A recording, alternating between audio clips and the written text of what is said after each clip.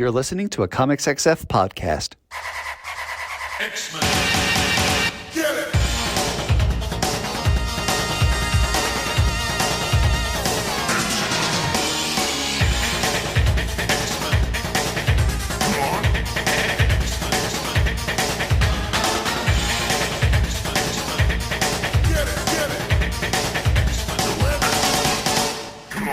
Hey everyone, and welcome to another exciting episode of Battle of the Atom. This is your weekly X-Men podcast where we rank every story from A to Z. I'm Adam. And I am diametrically opposed to Adam. I am a bad boy. I'm the bad boy of X-Men podcasting. I think that makes him the good boy of X-Men podcasting. I'm a werewolf in a skin suit. My name is Zach. Adam, Civil War is here. Yeah, I guess we're diametrically opposed. This is my if we are diametrically opposed on Civil War, then I guess your position is that it was a failure of a film that doesn't dive into the politics of the situation. Wait, are we saying that? I'm of course talking about the 2024 Alex Garland film Civil War. What are you talking about? Oh, I see. With Kirsten Dunst in it? Yeah. Which I like that. Yeah. I generally find that the trailer was baffling, but the movie is not about all the things in the trailer. And if you can get over that one hump, it is a very well done film about what war does to people, what it means to be a journalist, and what it means to document the reality of it. I don't think it's completely successful, but I would rather see more big budget movies like Alex Garland's Civil War than almost anything out there. Wild that it's using the same font from both Rock Band and the InfoWars logo. Well, those posters were famously AI generated, so were they really? Yeah, that sucks. Some of them were, yeah, including the one with soldiers on the torch of that Statue sucks. of Liberty. Yeah, I don't like that. Bad job, A24 marketing department. Yeah, I found about that recently. So that's not great. I do think that was a successful movie, despite it having very, I would argue, dumb politics. But I don't think the politics of that movie are coherent in any way, shape, or form. And I believe that is a deeply intentional act by Alex Garland. Yes. Whether that is the right choice or not is open to debate. But I tend to want to talk about the film as it is presented, not the film that it could have been. I also do not read any interviews with people because I don't care. And I see. He said some weird stuff in some interviews. He did. And I'm like, that wasn't in the movie. I don't need to think about that.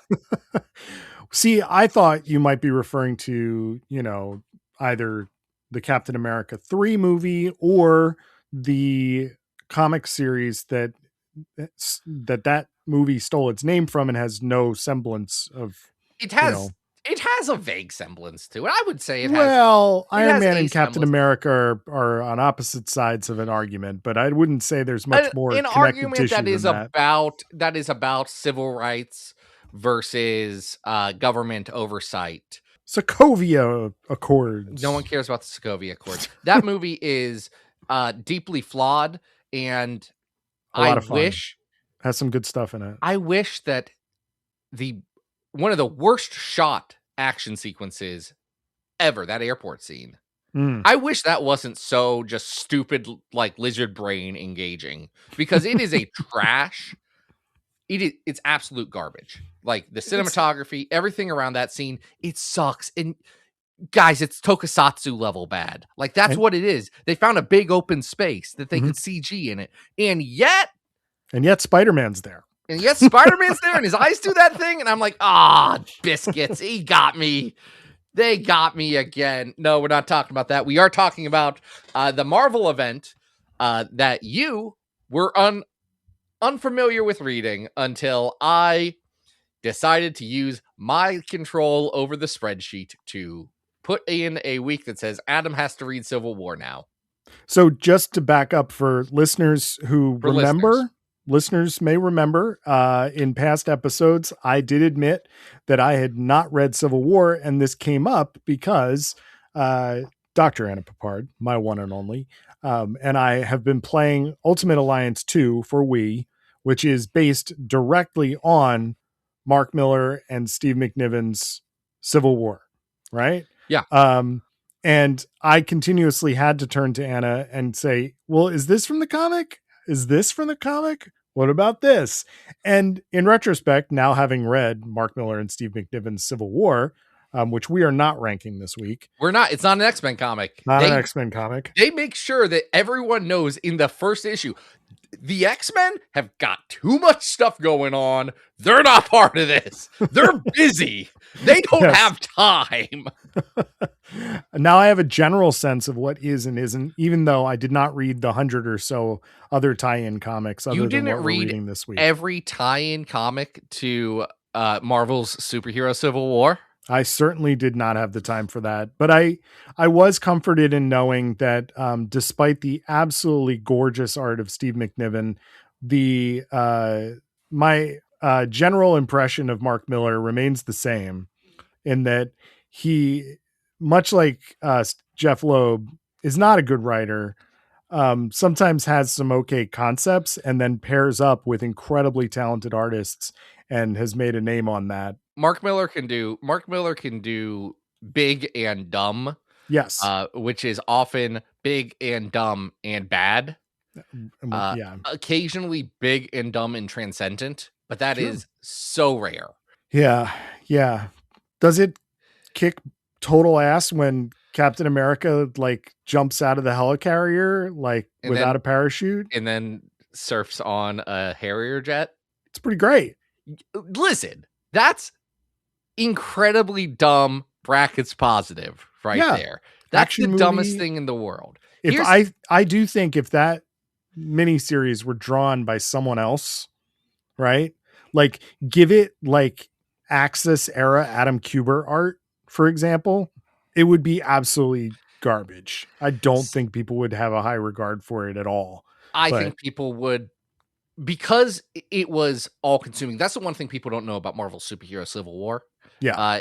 It was all consuming. It was line. The thing. It was every Marvel thing was about, there's a Civil War now. You got to deal with it. They did really interesting stuff. Like they did what I honestly think is a killer trade dress for everything. It is half just block color and half a image. And it works really well, stands out on like marketing wise. I think that's absolutely brilliant. 10 out of 10. I think that this Mark Miller's Civil War proves why Alex Garland's Civil War was better for not actually diving into the politics of the issue. Because Mark Miller's Civil War tries to take a political stance on it. Now, here's the thing. Mark Miller, we have talked about on this show. We have talked about him on his on his Ultimate X-Men, and he's trying to say something all of the time there. Ultimates, for its many flaws, is Mark Miller trying to make a political point.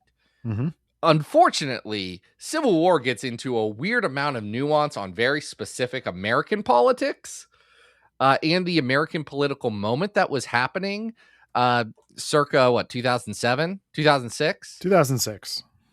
That he misses the mark wildly. And then also because even to thread that needle is such a delicate political juggling act that you can't keep that consistency over an entire year of publishing with about 500 other people doing something and saying something. So every tie into Civil War thinks Civil War is something a little bit different. Like, you know how it was weird at the start of Krakoa when other books would mention Krakoa and they got it like 80% right? Yeah. It's exactly that. Exactly. Well, before we go much further, we've already acknowledged this is an idea that came out of like my experience of sitting on the couch and asking Anna questions. But normally we get our ideas from our lovely fans at Patreon, the Vanishers Posse. That's right. We rally the Vanishers Posse. And here's the thing about the Vanishers Posse, Adam. It's everywhere. It's hiding in your shadows. It's crawling through your mail. It's doing a lot of stuff. The Vanishers Posse is legion. It's like an underground podcast-based movement that's happening here. And if you want to get in on that, all you have to do is go over to patreon.com/BattleTheAtom, reach deep down into your hearts and pocketbooks, and toss just a couple of coins into our coffers at the $5 a month level. You get access to episodes as soon as I post them, which normally means like a day or two early. You get to make a suggestion about whatever you want us to cover on the show. Heck, you get a double dip on that stuff if you stick around long enough. Yeah. And coming, what month is it? It is August. So coming in September, you get access to our, special secret bonus episodes where we're going to be talking about the X-Men film franchise. Ooh. The X-Men cinematic universe, if you will. It's happening, people. It's happening. It is. I was texting our mutual friend, Robert Secundus, about it today. Nice. It's because we were complaining about Deadpool and Wolverine. A thing that he and I do sometimes. Well, Rob's been doing the Lord's work in doing the coverage. He did a great review of the quote unquote rom-com One Night Only recently. And yes, God, it's so funny. He's so funny. Rob's a good friend of mine. I enjoy reading his writing. If you haven't gone and checked out Rob's newsletter, it's very good. I don't have a link for it off the top of my head. I don't know. Google Robert Secundus. There's only like one of them. Actually two. But that one's not called Secundus because that's not how Latin works. Anyway, patreon.com/BattleTheAtom. Throw us some money and we'll do some crazy bonus fun stuff. But that's not what we're doing today because Zach did what you enjoy this podcast for, I assume, and took an opportunity to make good content / be kind of mean to Adam. And we're talking about Civil War. Yeah, Civil War X-Men, right? Civil War X-Men. That's where we're going to start. This is a 4-issue miniseries with David Hine writing it and Yannick Paquette doing the art on this. Yeah, we've got ink by Serge Lapointe and color by Stefan Peru, letters by Russ Wooten. And yeah, as a Bishop fan, Civil War X-Men is kind of violence against Adam, isn't it? Look, David Hine, best known for books like District X and the 198. Yeah. Was doing a thing with Bishop. He was. That thing is Bishop's a cop. Mm-hmm. Let's write a story about Bishop being a cop and everything that entails. And I'm going to be just 100% honest with people. That doesn't suit anyone well. No. I'm playing a game right now where I'm a cop. It's called Disco Elysium. That guy should not be a cop. I'm going to tell you right now. Protagonist of Disco Elysium should not in any way, shape, or form be enforcing the law. He's bad at it. Yeah, this is what I like to call the slippery slope to Bishop's character assassination, because we get the District X version of him, which is sort of, we've talked about that on this show, where he's sort of NYPD blued. But this is taking it up a level, because now that Bishop is the District X cop, in the wake of both M-Day and what's happening with the Civil War and the Superhuman Registration Act, he becomes a next level cop by working for ONE. That's the Office of National Emergency, who yes. has decided, and this has been covered in the 198, in the fallout from House of M and all that stuff, and the decimation, that all of the remaining 198 mutants need to live on the lawn of the Xavier Academy, guarded by Sentinels. Sentinels, which are, of course, genocide robots. And I want to be so clear. No one in this comic thinks that's a good idea.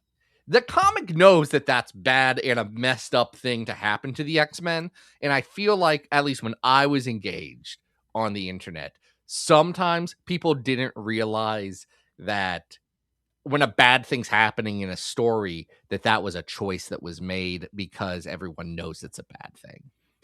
Yeah. I think it's an insane thing, but and if folks want to hear us dig in on that. We've talked about some of the stories going into that. Anna and if I contradict myself on any of those things previously, I don't know. It was a while ago, man. No, you're doing great. No, I just haven't listened to those episodes ever. So the only reason I'm bringing it up is because Anna and I just recently recorded an episode of Escape into the Mojoverse, which we talked about things like Sentinel Squad, Day After Decimation, and what the heck was the other one? Oh, some of the Academy X stuff that leads up to the school bus exploding. Yeah. Right. So if you're interested in that, we're having a convo about that on that show coming up. So tune in for that. But you guys talk about how the school bus blowing up is kind of funny in retrospect. Well, it happens on the very last page that we covered, so we didn't get into it too much. However, I did realize I had not ever really thought about this before, that in 2006, Marvel Comics blew up 2 school buses of children.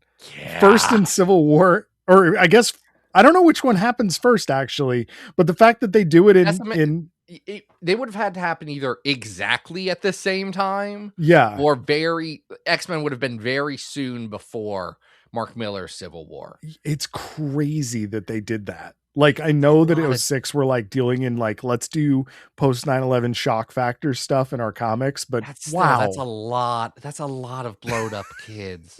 Yes. And if folks haven't read the Marvel Superhero the Marvel Superhero Civil War, that's what happens. The New Warriors, the 150 issue team of hot young shots who don't really know how to handle their powers or anything. They get into a fight with Nitro, random nobody name. No one cares about Nitro. And he blows up Stamford, Connecticut. Yes. This will be very important later this episode. It will be. I didn't know where that was, or that was a real city. Anyway, a bunch of kids die, and they do a superhuman registration act. In the comic Civil War, and probably the best page of Civil War, or best sequence in Civil War, Iron Man goes to Emma Frost and is like, hey, so the X-Men are going to be cool about registration, right? And she's like, are you stupid? Yeah. Are you dumb, Tony? Yeah. All this crap? We're dealing with a lot right now. And also, no. You stole this from our book. That was our registration. It was mutant registration. And you, wanting to get in on our branding, have pulled the mutant out and just replaced it with superhuman. Anyway, I say all that to say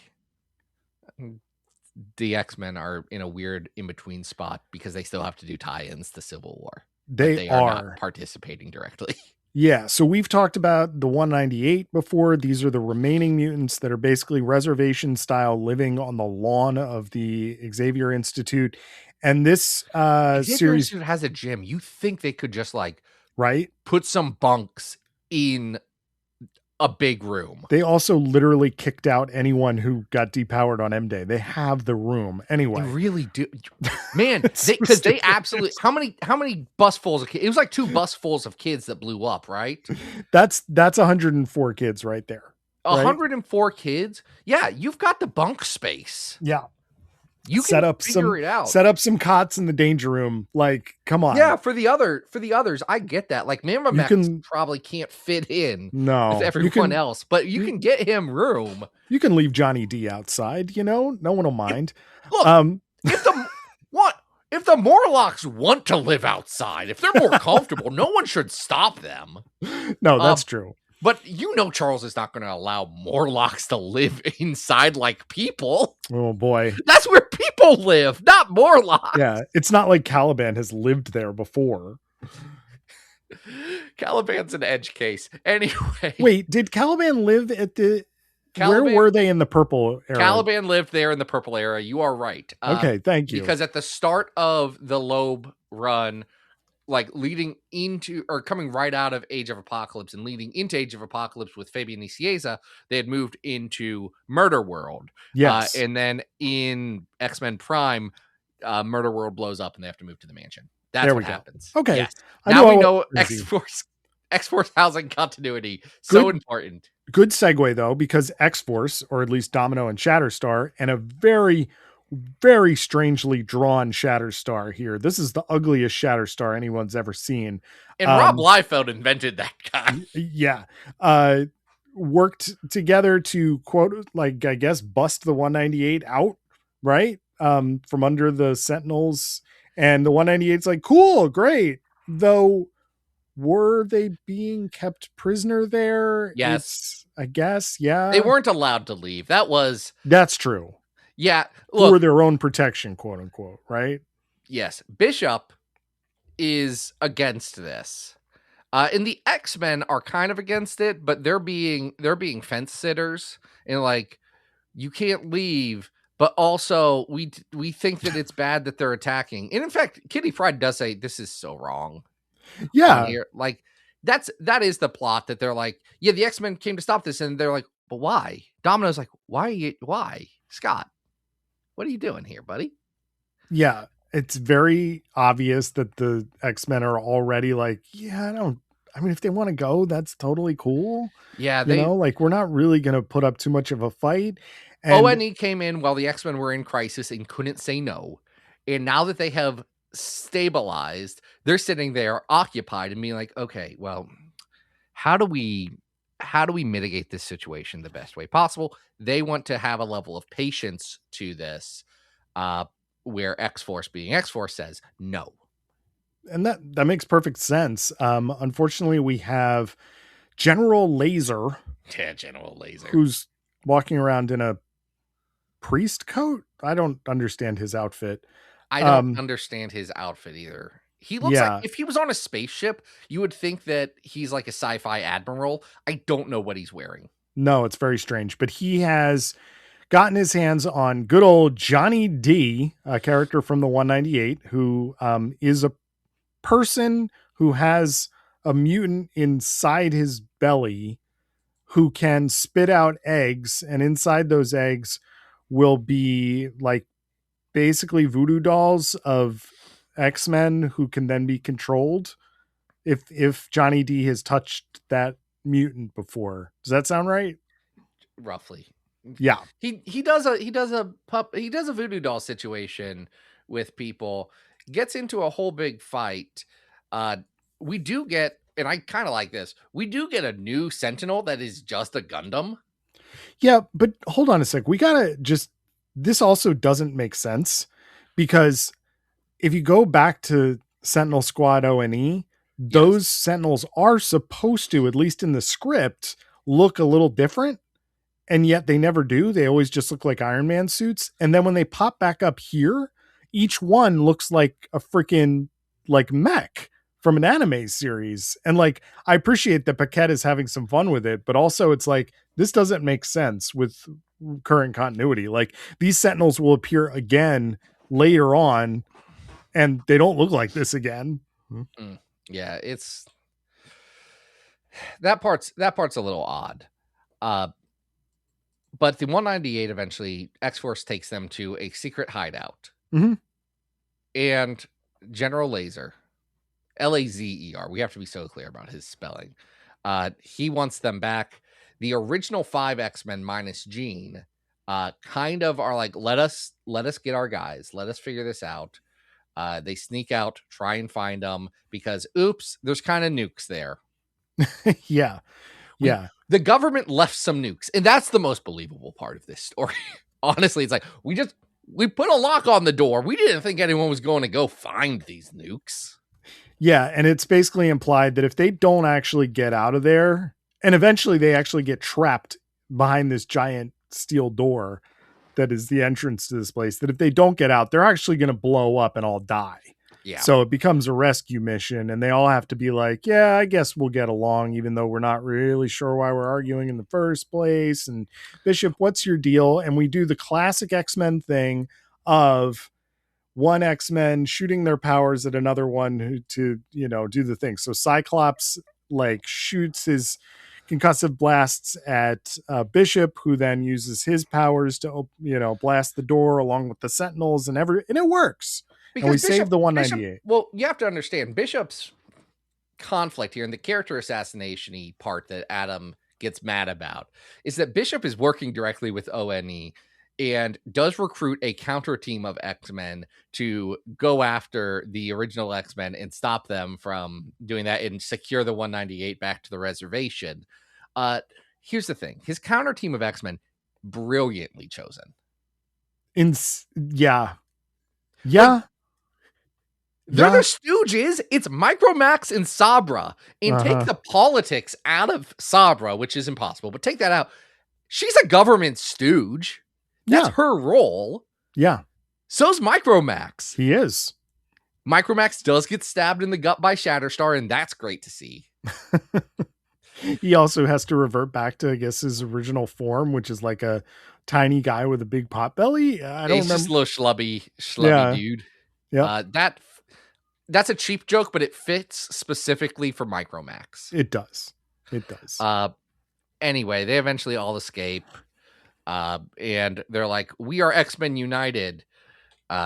Because one of the ONE people does eventually, that's Colonel Miguel Reyes, does be like, well, General Laser's out of control. And, you know, when I think about it, my sister's a mutant, and I don't know if I love this either.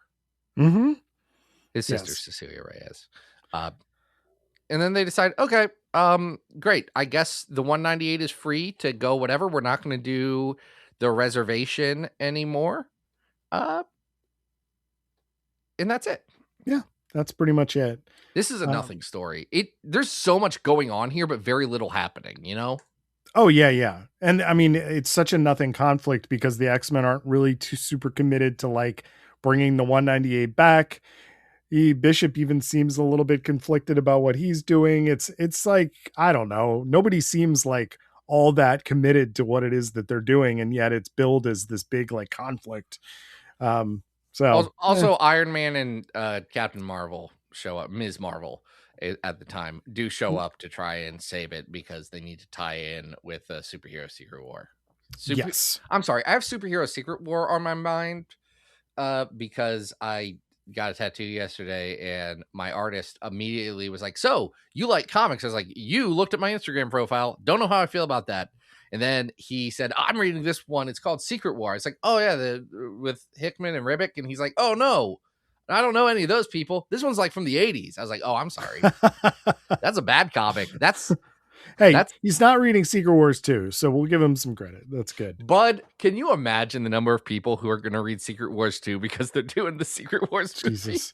You gotta so many people are going to read the wrong one. I didn't realize you got a tattoo. Are you going to talk about what it is online on our show, or do you want to keep that a secret? Why would I want the government who is listening to know personal identifiable information about my body in case I want to do some crimes like breaking mutants out of a reservation? Power to the people. You'll have to tell me offline about that. But why don't we try and rank Civil War X-Men on our big old list? That's the thing. Yeah, we should rank Civil War X-Men. Because here's the thing about this podcast.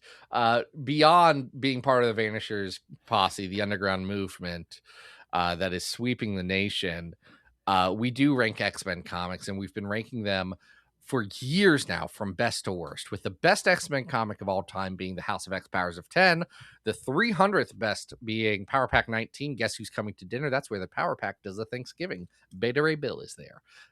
I promise you it's X-Men related. Number 600 is Ultimate Wolverine versus Hulk. Number 900 is Mystique 1 through 6. That's the BKV. Mystique in the worst comic of all time, worst X-Men comic of all time. It's 2099 World of Tomorrow. That's the 1191st X-Men comic that we have ranked, and we're about to rank 3 more. How do you feel about this compared to the 198? The 198 is current. That's at 573. Yeah. I don't think this is as good as that. It's not. The first 6 issues of District X, Mr. M, that's at 666 because Mr. M's a spooky devil man on the list. And the next 6 issues of that are at 997. I think the first 6 issues are actually more successful than this. Yeah, a lot. I think the last 6 are messy. definitely better than the second 6 issues of District X, which are pretty objectionable. I'm just curious if are we in the low 600s? Are we in the 700s? 745 is Shattershot. This is better than Shattershot.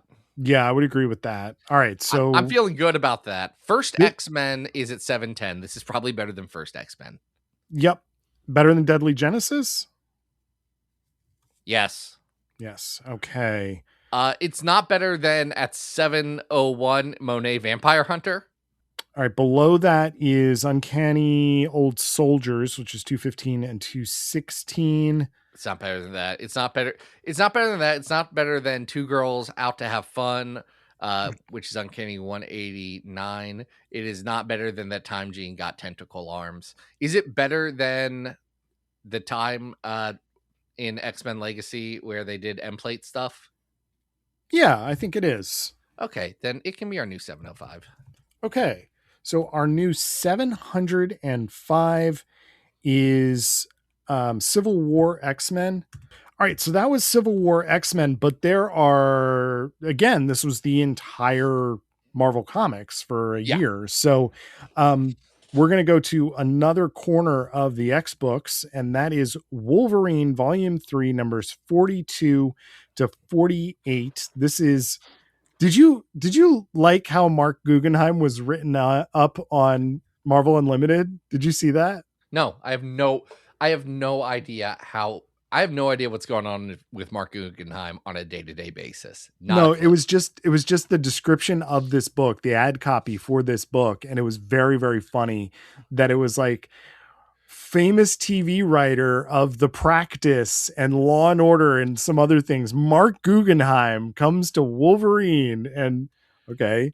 Look, and then paired with superstar artist Humberto Ramos. And I was like, oh, wait, I'm supposed to get excited because this guy wrote The Practice? I have seen it. A veteran TV writer. And most recently, CSI. Oh, right. Yeah, CSI was on the list too.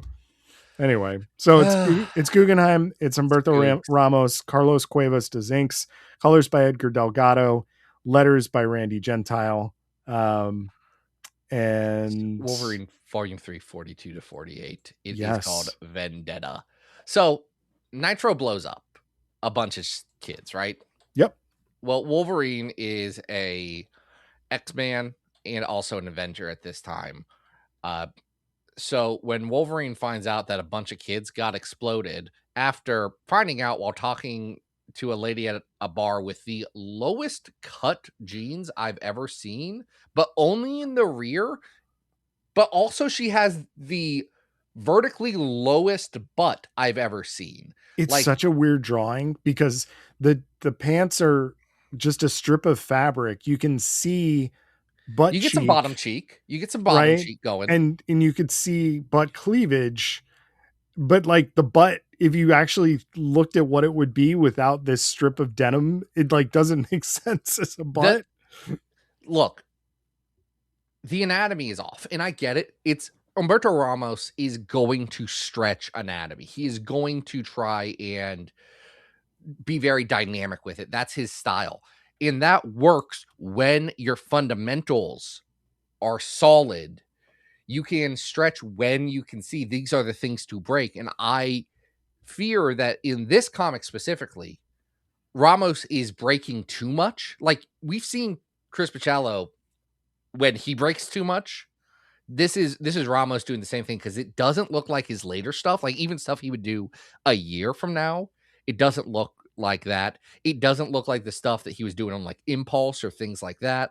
Like this is I don't fully understand what Ramos is going for here because maybe it's the inks on it. Maybe it's Cuevas's inks are pushing it. I don't think it's the inks. I do think that Ramos is really pushing and pulling his characters basically like they were taffy. Yeah. You know, if you look at Nitro's neck on the cover of 43, it looks so extended. It's inhuman. But it's very angular taffy. It is still Ramos. Like when I think of Ramos, I think of jagged, like diagonal. Like that's the shape. I think of like a bow tie. Yes. Right. That's what I think of him. It feels like in this, he's trying to do that while making them more fluid and more, instead of like a straight diagonal, trying to do a curve with them at the same time, and it does not work. It's too much distortion at once. I would agree. The story itself here is basically, like you said, Wolverine going after Nitro, which he basically is successful in, but then Nitro is able to turn it on Wolverine. Okay, well, we have to do one thing first, because this is the Mark Guggenheim special. Yes. Wolverine's an Avenger, right? Sure. The Avengers are trying to figure out what's going on. They're like, well, maybe we should let S.H.I.E.L.D. handle the Nitro thing because it's very sensitive. And Luke Cage walks up to Wolverine and he's like, hey, man, we should chill. You should chill out on this. You should chill out on this government oversight that's going on and trying to restrict us. I'm sure we can trust the government. Yeah. Come on. Now, Wolverine does immediately be like, yeah. You think they could trust the Nazis over in Germany? Luke Cage is immediately like, okay, well, big jump there. And you're making me look like the bad guy. But like, Mark, you can't have Luke Cage. No. Luke Cage?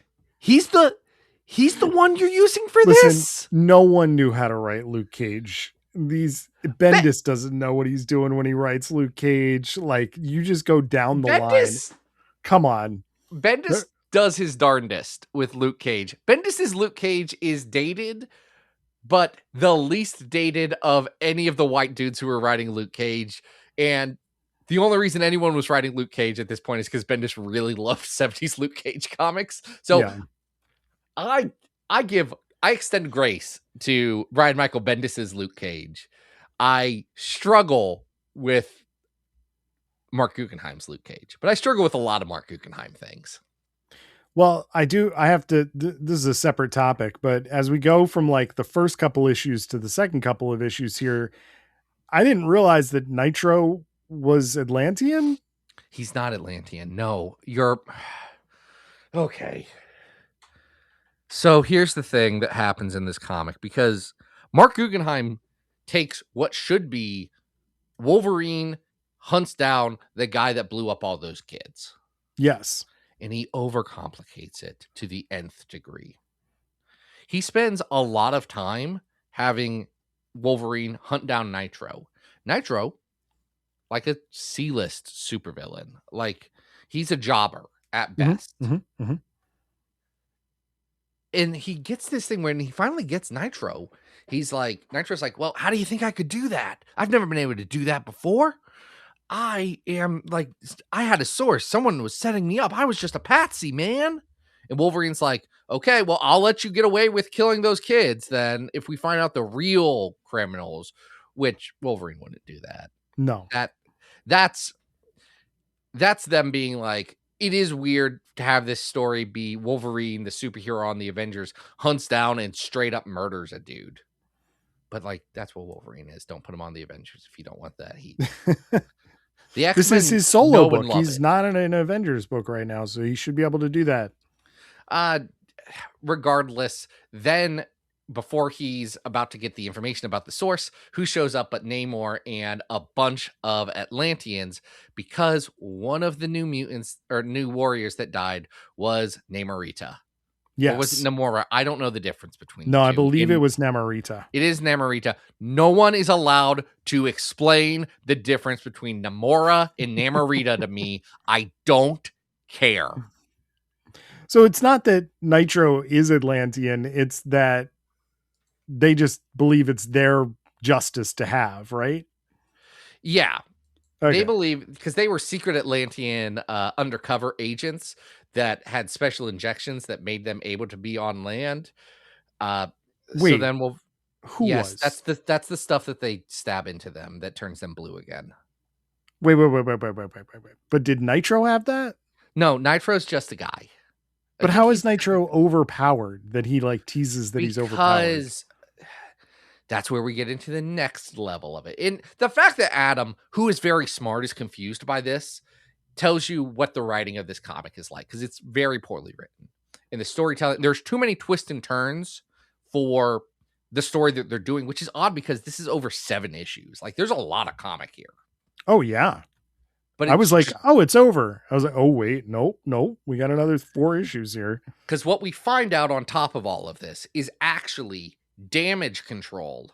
That's what it was. Damage Control went public. Damage Control from, I guess, Spider-Man movies? Yeah. Well, and also they were introduced in other Marvel MCU things. No, they were introduced in Spider-Man. They were introduced in the Spider-Man movie with Michael Keaton. Oh, yeah. I thought you meant the most recent one. Never mind. Keep going. I've not seen the most recent one. My understanding is, spoiler alert, Damage Control becomes super evil. They are a major antagonist in the new movie, yes. It's weird, because I think of Damage Control as the silly, we're going to clean up superhero messes kind of guys. Yeah. And I can't take them seriously. It's like, but a story like this is what gives the movie makers that kind of idea, right? Because they don't have somebody in the room to be like, actually, that sucks. Actually, don't do that one. There's you read a Wikipedia summary, like so many people who think they know comics. Read the comics, not so that you can know better information, but so you can know which ones suck. Like, that's all you need to do is just know. Do you think they would have made a Madam Web movie if anyone had read a single Madam Web comic? You think that they would have done a Morbius movie if someone had been like, yeah, Morbius, let's get some source material first before we make this decision? No, you just have to read it. You can tell which ones suck. All right, so Nitro is not Atlantean. Damage Control is a publicly traded company now that has been taken over by some guy named Declan, who is secretly overpowering supervillains so that they cause more damage, so that Damage Control can get more government contracts to repair that and juice their bottom line. Now, classic Damage Control people, which is this one lady, are against this internally and unaware of this. So Damage Control Prime, I will call them, does have some cover to come back. But essentially, this Declan guy started the Marvel Superheroes Civil War to get a buck. Which, look, it's 2006. It's timely. Yeah, I mean, it fits. Dick Cheney, vice president, right, during this comic. Like, I get it. Yeah. And Wolverine, I do think, stabs that guy. Stabs that guy in the face in front of a lot of people, which, here's the thing. If you were worried about optics, at minimum, you could spin Wolverine killed Nitro in combat. Yeah. You cannot go through all of the hoops to explain to a layperson who this random businessman was that Wolverine stabs the eyes out of. I am reading here on the wiki that, speaking of the wiki, that Declan does not die somehow from having Wolverine claws to the eyes. But they're right in his face. Good for him. How is he alive? What? I don't know. It says apparent death. When does he show back up? In a Spider-Man annual? Amazing Spider-Man Annual, Volume 2, Number 1. Did Mark Guggenheim also write that? He did. He did. Oh boy, Googs. He's in Black Panther.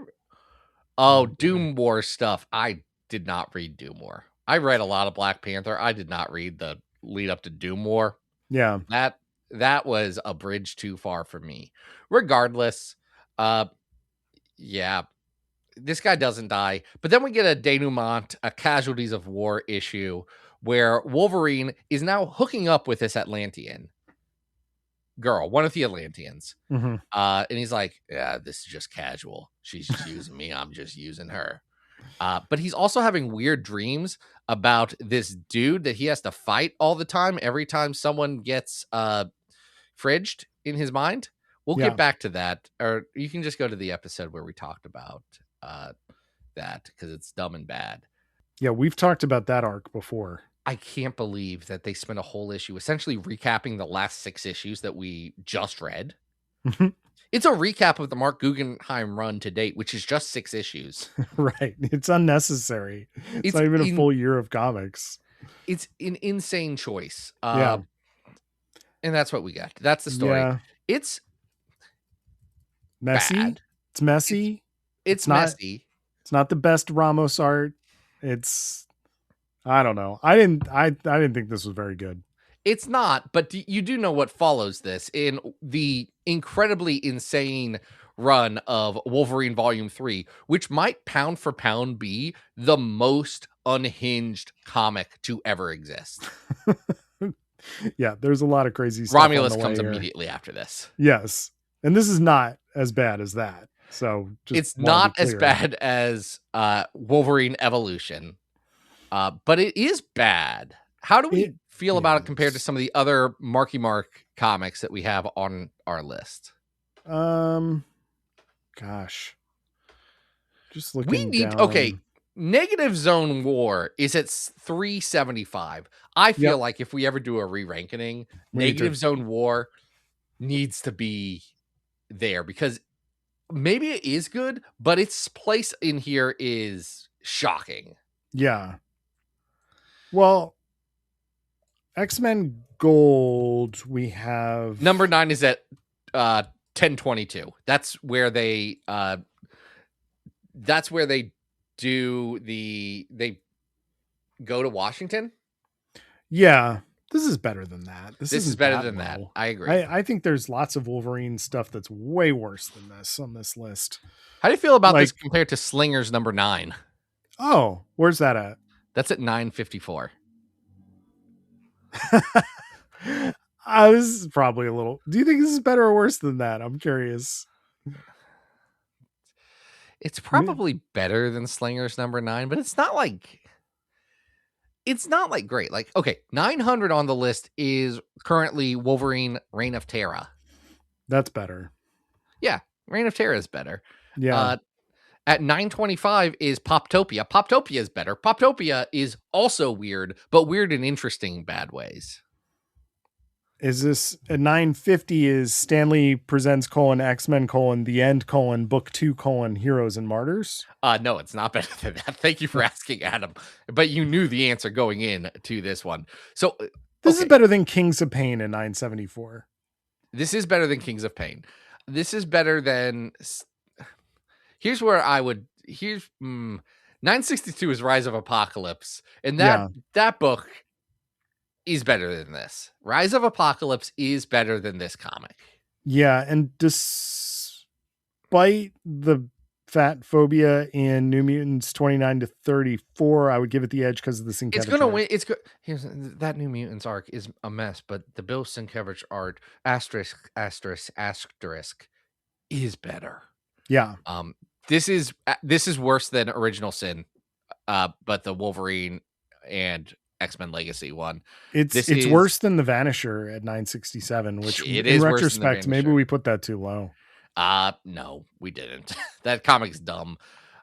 This is better than X-Men Blue Secret Empire, but worse than Ascani Sun. So this can be our new 970 in my estimation. You seemed like you were resigned to wherever we were going to go, kind of in this ballpark, and weren't going to fight all that hard. No, it's not a book to fight for. It's just a kind of meh. I didn't know if you had strong feelings about Ascani Sun. I don't remember any. But I do have some very strong feelings about the book we're going to talk about next. And this is X Factor Volume 3, number 8 and 9. This is the X Factor tie-in to Civil War, written by Peter David, penciled and inked by Dennis Calero, colors by my former professor, Jose Villarrubia, and letters by Corey Petit. I'll say, yes. Wait, did he give you good grades? Jose? Yeah. You know, I don't know if I actually had Jose or if he was just a faculty at my art school, but really cool presence. And regardless, the colors are truly outstanding in this. I actually really love the art in this entire book. He's amazing. I ran into him randomly at a con within the last 2 or 3 years, and I was shocked that he remembered me. I was like, well, of all the people that you've probably interacted with and taught, I was like, okay, that was good memory, man. Jose, if you're listening, I hope you gave Adam good grades. Also, your colors are very good in this because X Factor is, of course, a noirish book. There's a lot of blacks and shadows, but the pops of pretty flat color actually that are used to contrast that work really well. Yes. So this is the X Factor Investigations book. It is post M Day. It is post Decimation. We are now in the middle of Civil War. So we're dealing with a lot of different things, including the return of Quicksilver, who we know was actually responsible for M Day, not Scarlet Witch. It was actually Pietro. Okay. How responsible was Quicksilver? This thing, and I think we should blame Quicksilver more than we blame Wanda. Yeah, Quicksilver was ultimately responsible for M Day. Quicksilver. I kind of think when the X-Men and the Avengers were like, I guess we have to kill Wanda.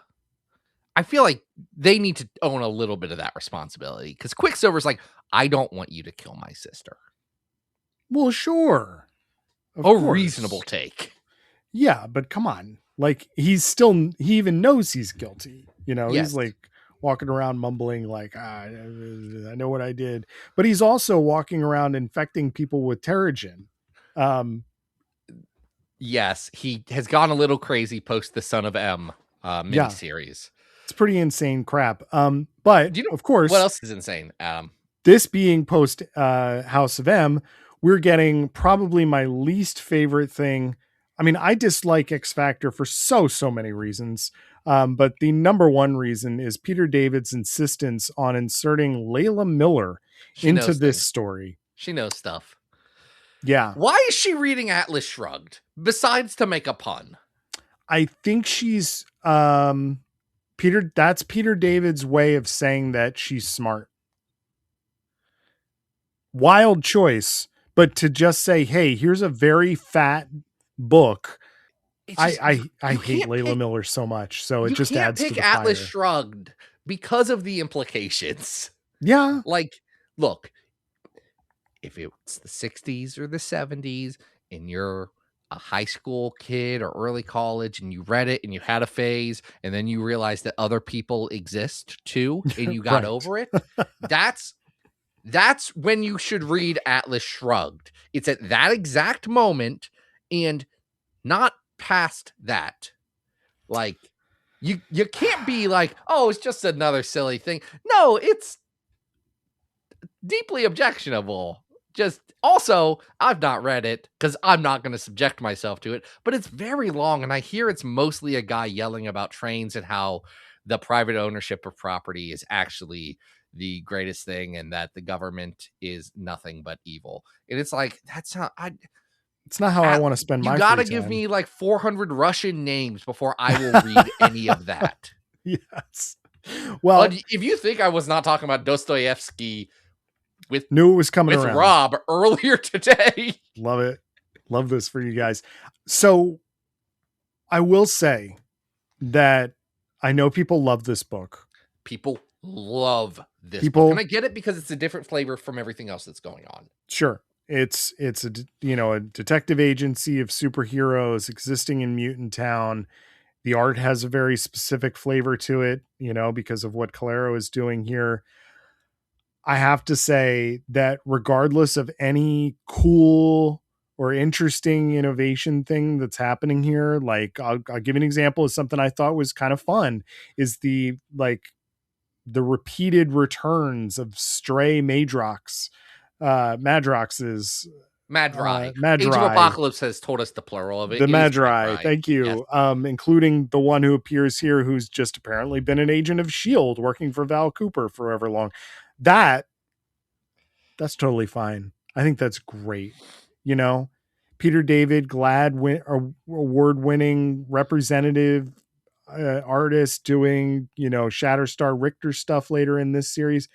2 thumbs up, man. Great job. I'm giving him 1 thumb up because I've read those comics, but I love the spirit. But it's there, and representation matters. However, my brain just completely shuts off when we get to a panel where Layla Miller is heckling Madrox as he's walking away and tells him, well, we're going to end up getting married.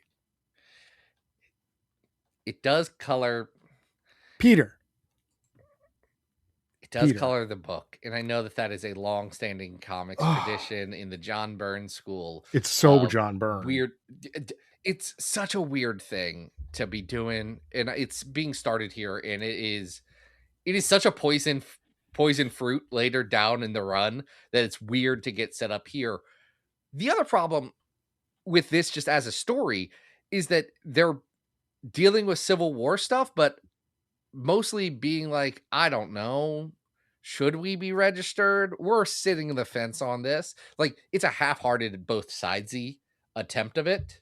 Right, because the Madrox that shows up is like, hey, I'm here to register you. And they're like, well, I guess. I don't know. And to be fair, to all mutants, they're like, the government already freaking knows. Yeah. There's like 200 of us, and most of them are in a camp. So, like, right. That debate's over for us. We think it's bad, but like we're resigned to it. Yeah. Yeah. And the core story, aside from the Quicksilver stuff, is that there is this superhero guy or mutant that's on the run. And Madrox protects him from, I guess being taken in by Iron Man's people or ONE. Yeah. The registration shield people. Yeah. Anyway, there's a bunch of Madroxes and they run around. And then, because they have to do this as Civil War, the X-Men show up, like the Astonishing X-Men. Right. And they are explicitly not here to deal with any of the registration stuff, because that's not their beat. No. They're like, hey, Jamie, so I know Quicksilver and you have a relationship and you're friends, but we need him for reasons, and we're not going to tell you. In the conflict that really comes out of this, because all these books have to do a secondary conflict on top of the regular conflict of Civil War, is that the X-Men kind of didn't tell anybody what was really going on with M-Day and like the House of M stuff. Right. They just kept that to themselves, which I get. Like, Jamie, you're not high on the phone tree. No, you don't want to trust Jamie with that information. You're not in the core. But he's mad about it, and so are the entire team. So they have to have a fight with the X-Men until they resolve it. And the X-Men are like, whatever. We can't like protect you, Jamie. Like, we were trying to help here, but if you want to do it yourself, whatever. We're not going to do this. So Scott's like, okay.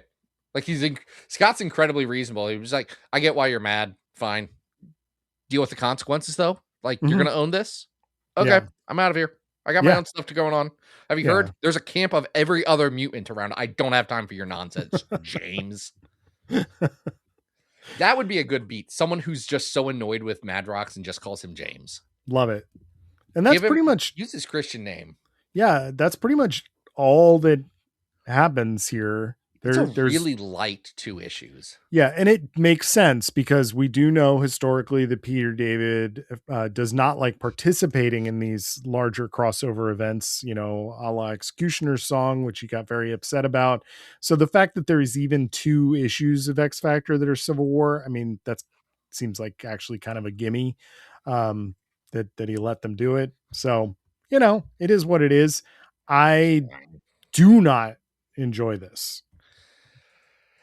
I have read Peter David's X Factor investigations multiple times through, and I've said it before, I'll say it again. It's eminently readable. Like, it has the same hooks in me as Robert Kirkman's writing does, where I'm not enjoying myself, but I am continuing to flip to the next page. And I'm I'll do another one. And I think it's important for us to note that we both agreed long time ago that the beginning of this book is incredibly strong. We have that all the way up at 116 on the list. So it's just that once you start getting into a long, like very long story about your protagonist, your main leader of the book, having an affair with a child, it's so creepy, man. It just doesn't. X Factor Investigations is a really good idea. Yes. that then almost immediately gets pulled in so many different dumb directions. But that core idea, consistently really good. And every time the book is about them just doing investigations, like regular investigations, not weird time travel-y, superhero-y nonsense about kill crops or whatever. Just like, we're doing a detective story. That's when the book is constantly at its best. And Peter David refuses to stay in the lane where the book thrives, because I don't know if you know this, you can do long-running detective stories and people will show up week after week. It's comfort stuff for them. Sure. Well, at 503, we have X Factor 207 to 213, happenings in Vegas, where Shatterstar famously yells, "Are you not entertained?" That one's better than this. I think that's better. That one's better than this, even if it's less grounded than this one. Yeah. The 582, we have the end of X Factor Wolfsbane, which is X Factor 258. That one's better than this, even if I have some weird feelings about that comic. Okay, down at 822, we have the very next issue, which is the Daddy Boros issue, where it's revealed that Shatterstar is his own grandfather. I would give that the edge. This is a better... The words Daddy Boros, which do not appear in the comic, are better. You think these two issues are better than that, though? You have to remember, reading that issue is nonsense and bad. That's true. Like, that issue is bad. The fact that you and I have put the word Daddy Boros on that, and I don't know if that was us or if Charlie coined that or what, but I think we're enamored with the word Daddy Boros so much that we give it a little more credit than it deserves. You have to remember that comic is not good.